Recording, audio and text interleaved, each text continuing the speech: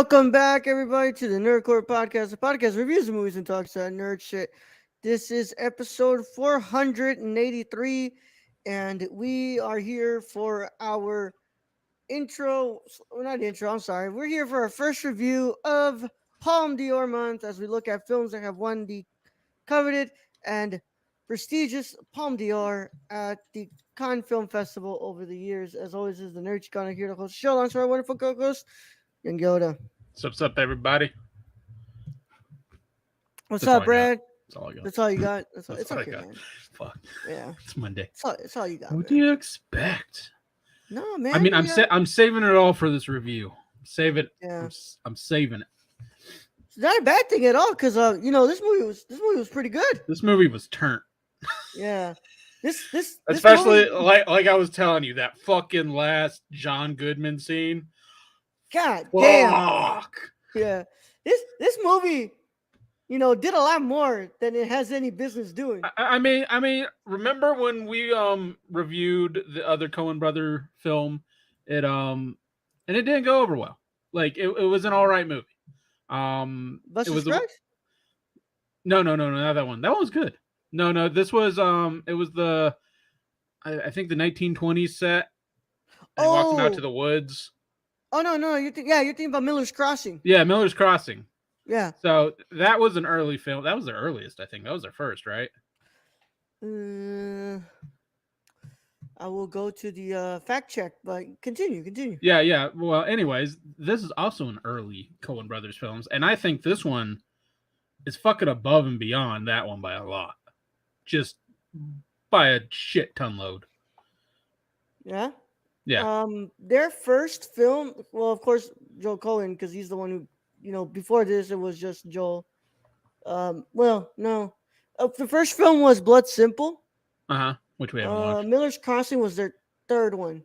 Okay, and then Barton Fink was Fourth. So from Miller's Crossing to this, to me, there was like growth, just a shit ton. Like, I don't know. I just everything in this film, like, compared to Miller's Crossing, just above and beyond for me. Yeah. Hey, Kylie. Brad, we have watched 7 other films, so I would say that we're actually close to finishing that filmography too. Are you really? Yeah, Wow. we watched 7 of their movies. Well, yeah. We had a Coen Brothers month. Yeah, we remember? did have a Coen Brothers month, so we had 4 of those movies out of the way. Yeah. And then what? No Country for Old Men, probably. Yeah, we've watched Fargo. Miller's Crossing, Barton Fink, Fargo, Oh Brother, Where Art Thou? Yeah, No Country for Old Men. No Country for Old Men, Country for Old Men, Inside Llewyn Davis, and The Ballad of Buster Scruggs. All right, Yeah. Inside Llewyn Davis. And I've watched Hail Caesar. Inside Llewyn. Llewellyn is no. I keep fucking getting this wrong. Llewellyn is No Country for Old Men, and it's going to constantly be that way. Llewyn Davis with Oscar Isaac, of course. That was and Justin Timberlake. And Justin Timberlake. That was the Genius movie by the Coens. Yeah. That is an underrated Coen brother movie. Yeah. And of course, I've watched Hail Caesar, but we haven't talked about Hail Caesar on the show. Yeah. How you doing, Kylie? Hope you're doing well. But yeah, guys, today we're going to be looking at Barton Fink from the Coen Brothers, and yes, one of their films that won a film of theirs that won the Palme d'Or. As all of the films that we are talking about this month have won Palme d'Or, but also Brad, what's up, man?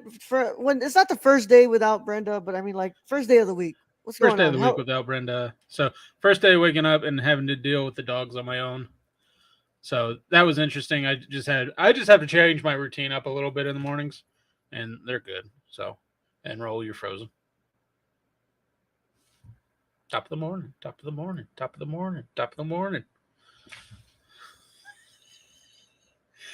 I don't know what's going on. Hey, Kylie.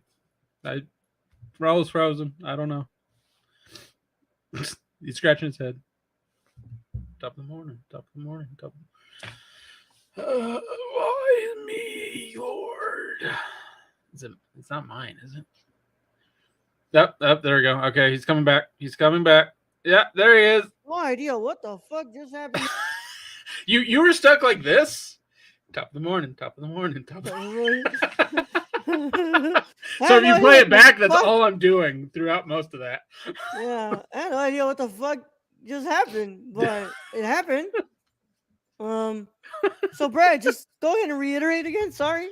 I love doing a live show. I love doing a live podcast. So the way it usually works is I get up, I take the dogs out after I take a shower and I'm almost ready to go to work, and then Brenda will get up and feed them and take them out again. So I've just had to change my routine from that, where I get up, I take them out, and then I feed them, then I take a shower, and then I have to take them out again, and then they're basically in their kennels for the rest of the day. Hold up. You take them out twice? Yeah, because for some reason sometimes they shit twice. What? Yeah. What are you feeding them? I feed them like just 1 cup of kibble, like in the morning, and 1 cup of kibble at night. It's just especially the German Shepherd over there. She likes just to shit. She's the most. That dog shits more. That dog shits more than Daryl. Daryl shit like once a day. And That's then wild, Brad. Yeah. So it's and then you gotta watch for the little white dog, because you gotta watch her because she's sneaky, because she'll like find a corner and just shit in it. If you don't pay attention to her and don't see it fast enough. Yeah. Damn, bro. That's fucking nuts. Because I take out Nola. She shits once in the morning, and then once in the evening. That's what they usually do. But like this morning, so Dixie shit twice. Damn, bro. Yeah, I don't know. What kind of fucking dogs do you have? Shitty ones. No pun intended, huh? Well, nothing too crazy out here today. Just another normal day. I watched the film for today, and Luis has been doing his coverage for Los Angeles Asian Pacific Film Festival. Oh, nice. And I have interviews. He had one today. He had one yesterday. So it's just. Oh, he did 2 today. Oh wow.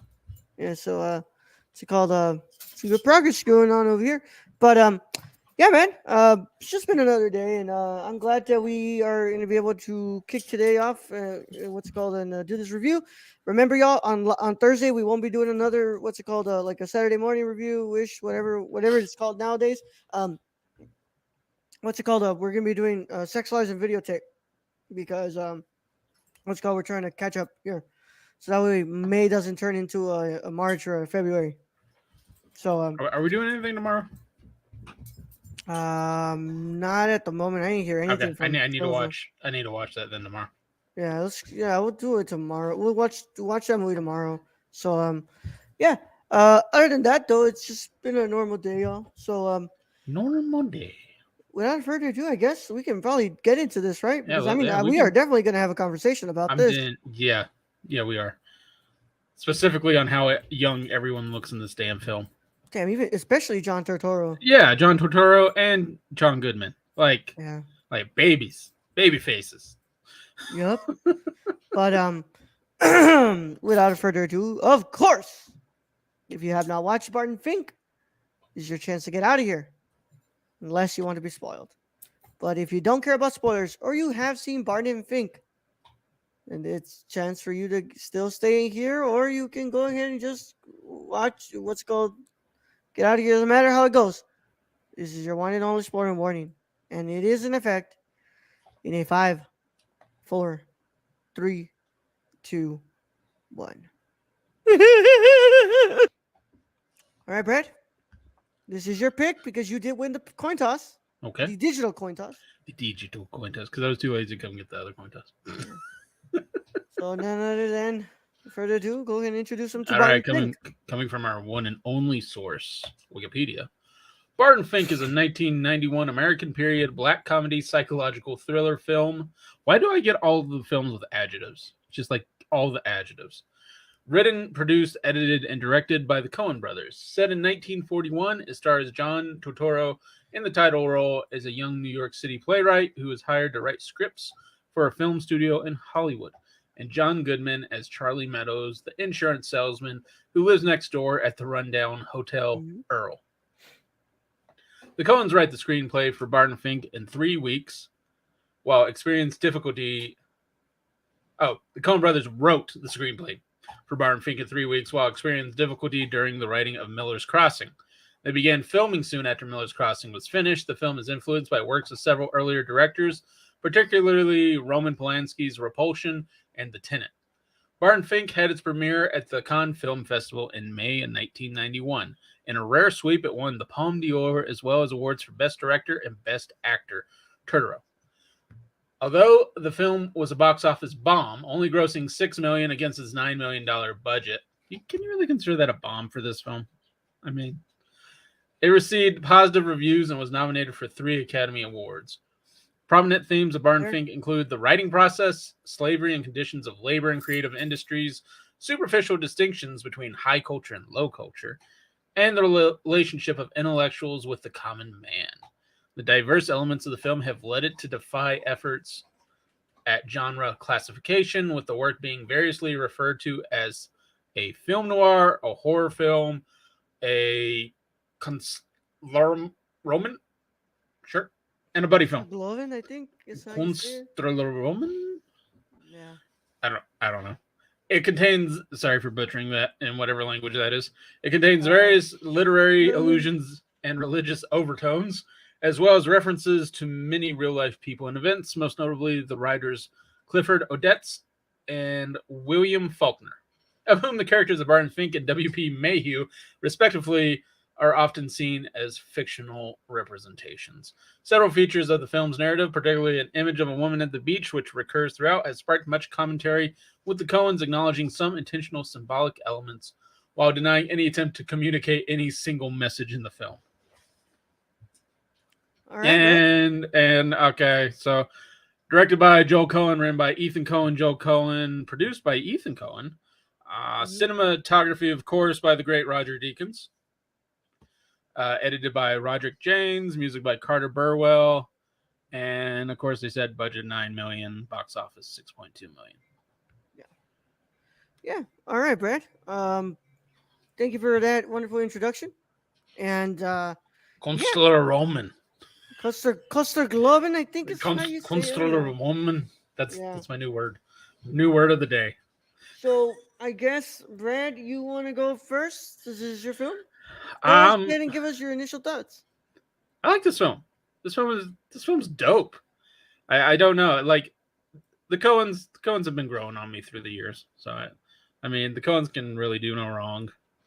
I enjoy that I didn't understand this was the psyche of the man until like the very end, when when I'm sitting there going, this doesn't make any fucking sense. Like, how can this like be? Yeah. And you realize it's this whole writer's block, creative just horror that this man is putting himself through, and that none of this has happened. Like, none of this has happened other than maybe the parts where he goes and he basically has to state like lies of, yeah, he's making headway. Like, you have to trust the process. I can't talk about it. Like, maybe that part is real. But other than that, the rest of this movie is questionable. Yeah. It just kind of makes you realize, like, is this guy even writing a fucking movie? Yeah, it's like, because which he does at the end, I'm guessing. Because I find it hilarious that the whole premise is him trying to write a wrestling script. And all of the wrestling movies at the time were basically a dude grunting and then hitting each other. Yeah. And he couldn't fucking figure it out. And he ends up writing a wrestling film that's about the dichotomy of man inside himself. Yeah. Which, I mean, and then the studio basically being like, we're going to own your ass just because we can. Yeah. Which is like not a bad thing at all, which, to be fair, The Wrestler from Darren Aronofsky is what that ends up being. It's not really a movie about wrestling. No, it's about a man who's suffering so many things like addiction and all that. And it's like, yeah, he's fighting with himself. And like, I mean, I would love to see that script that he wrote, just for the fact of it's just got to be some fucking wild shit. If that's what was going during his mind during a fucking break. Yeah. I just from the start, it's like he's a playwright, and I'm just going, man, don't do it. Don't fucking do it. Stay a playwright. Stay a like playwright. You're gonna make it as a playwright. Don't fucking do it. It's like, it's true though. I mean, throughout the film, what's it called? They're like, eventually this is where everybody goes. Hollywood's where everybody ends up. It's That's where all the money is. Remember, of course. Tennessee Williams wrote a film too. Yeah, that's where the money is. Yeah, and it's like eventually everybody who writes ends up in Hollywood at one point. If they get big enough, and it's like, it's that's what's always fascinated me about films of the Coen brothers when they're like talking about the industry. Like Hail Caesar and all that. Like, it shows you the inside of what the industry looks like, but it's also like this isn't the beautiful place that people think it is either. It's like this is a place that breaks your head because it's like this man is trying so hard to write a film that we don't even know if he even got what's it called but like we don't even know if he's even writing this film. But just the idea, it's like everything in this film is questionable, except the fact that he's going through shit. Yeah. Yeah, the only true movie just about wrestling is Ready to Rumble. Razzle, Razzie, I mean Oscar. Oscar worthy. Yeah. Hi, Stacy. Hope you're doing well. But I like this movie a lot, man. I thought this movie was good. It was really good, and also just goes to show you, like 3 movies in, and they got it. 4 movies in, and they got it, bro. They know what they're doing. If Hollywood or whoever didn't understand the Coen brothers, those first 3 films, this film did it. This film probably put them on the map of like, what the fuck? Yeah. I mean, because this was 1991. 1991 was like during the times of Teenage Mutant Ninja Turtles. This film didn't look like Teenage Mutant Ninja Turtles. Oh no, not at all. And it's just like kind of showing you like the promise that these young directors at the time, young, because now they're not so young anymore. What they're doing is like these 2 ragtag filmmakers coming in, pretty much just making like noirs up to this point, like because Miller's Crossing is a noir. Blood Simple is a noir. I've never seen the other one. Yeah. But they're pretty much making like noir crime films, and then all of a sudden they put you on your ass, and they give you like a genre defined film that like does everything to deconstruct the constraints of genre filmmaking. And it's like, you're not gonna box us into any of this. Here's a movie where you don't even know what the fuck is going on. No, and I mean, like the Wikipedia article says, there's not really a plot to this. It's basically just this man going through his own psychological torture he's putting himself through. I look at the budget of this thing; it's $9 million. In 1991, that's not nothing, but at the same time, that's still nothing for a movie. For directors who were working on their 4th film, that's a lot, man. $9 million though. That's not, to me. That's not a lot. Compared to today's standards, yeah. Oh yeah, no, $9 million. Like that's a lower end budget film, yeah. And also, I question how they filmed that last John Goodman scene.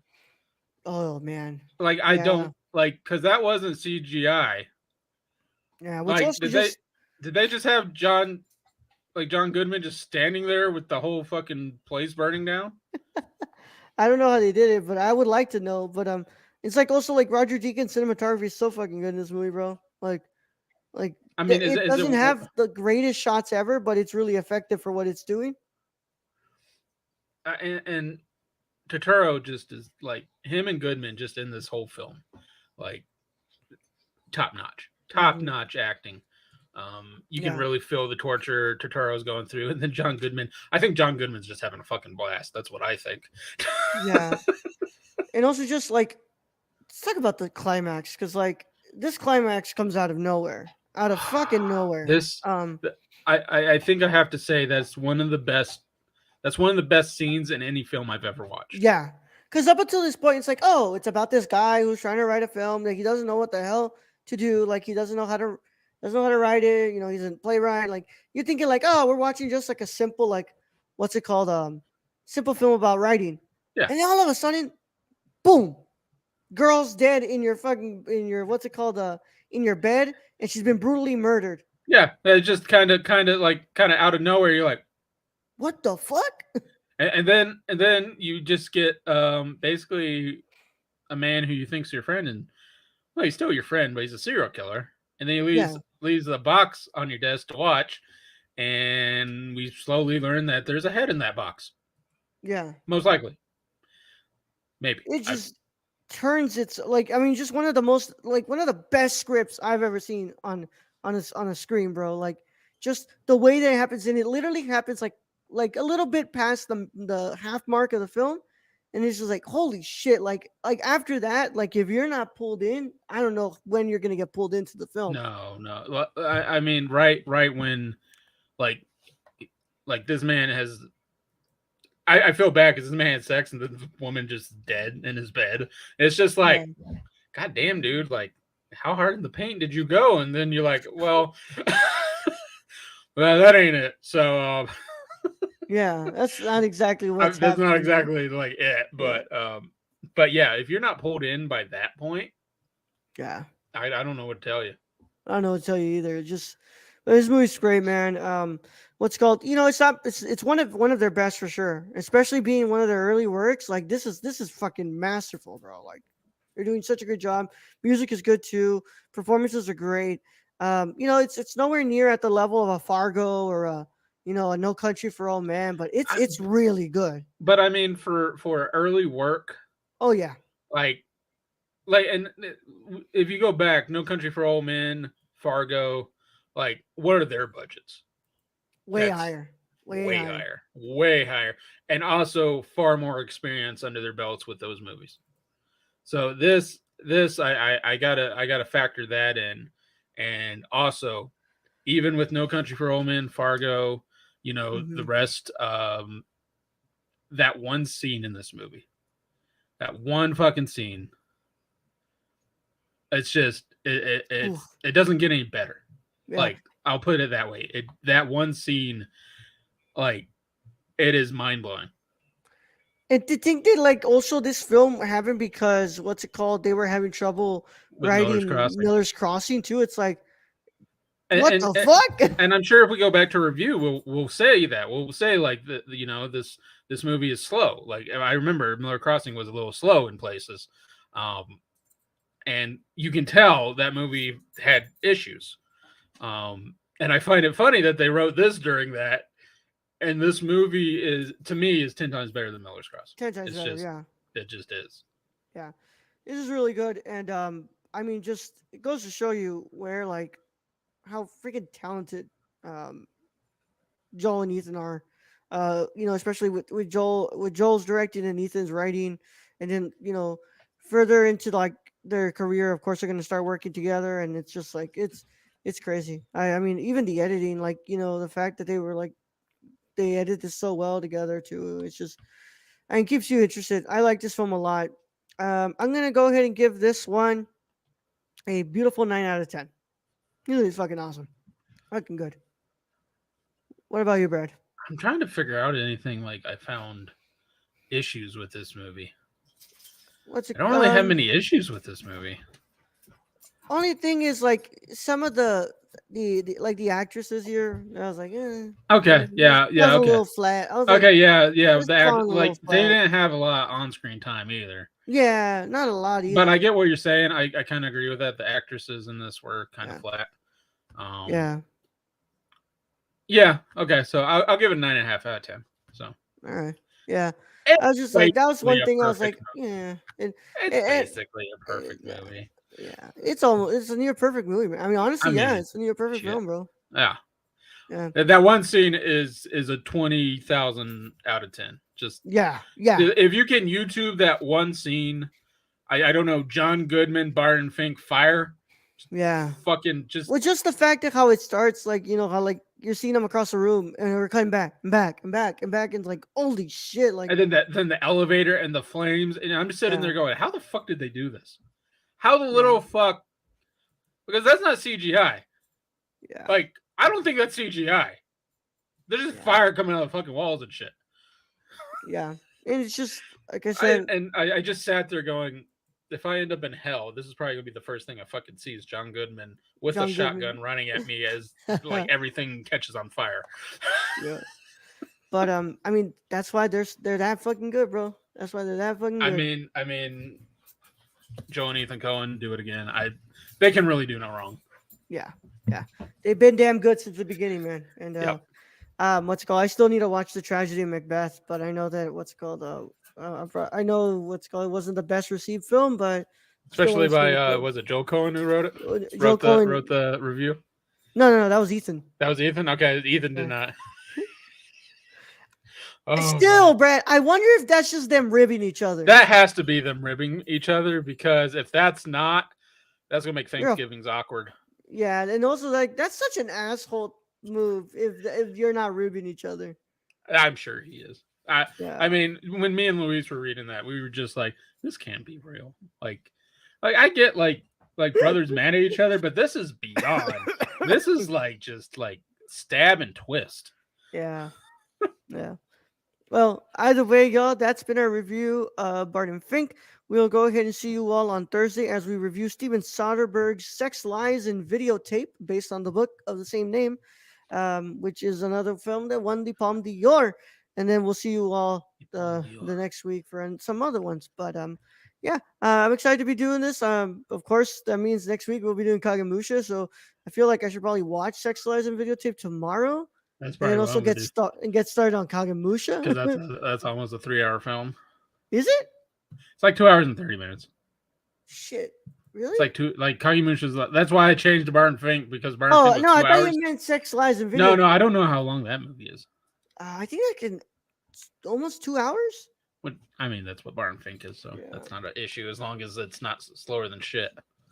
Well, the good thing is that Sex, Lies, and Videotape, I believe, is on what they call is on Criterion Channel. But what's it called? I'm excited, y'all, and hopefully everybody had a wonderful time here. As always, we want to thank everybody who was in chat with us here today, which was just Stacy and Kylie. And also we want to thank wonderful Patreon supporters who make this happen. Without you all, these shows aren't possible. And of course, we hope we can go ahead and keep doing you proud with all the wonderful content that we bring to you. So always we want to thank our wonderful producer, executive producer Shane. Where can you find him, Brad? You can follow our friend Shane at twitch.tv/XSRK or on Twitter at XSRK_, or go buy something from the Suppy God at, not thrift.io.com. Prison City Vintage. Prison City Vintage, thank you. At Oak Hill, Illinois. Brad's like, wait. Oh my God. Thank you, Shane. You won't hear this because you don't watch your shows, but thank you anyway. Yeah, you don't watch it for shit, bro.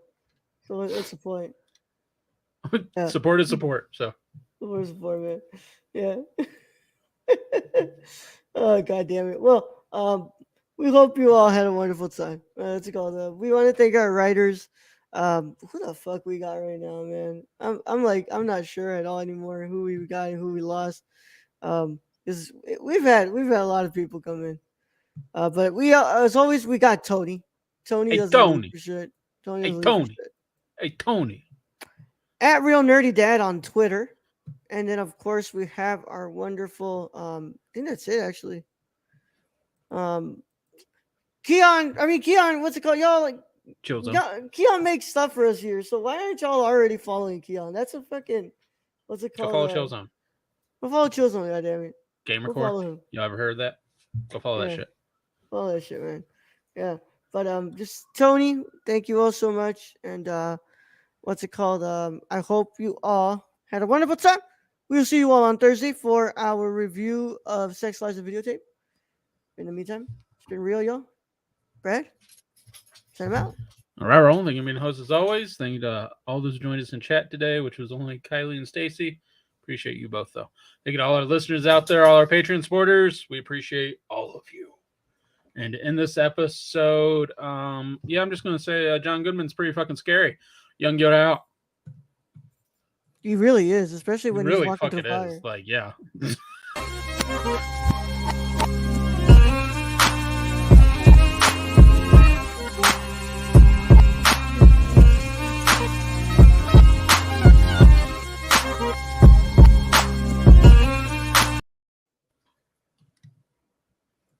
Bet you didn't expect that from the guy from Roseanne.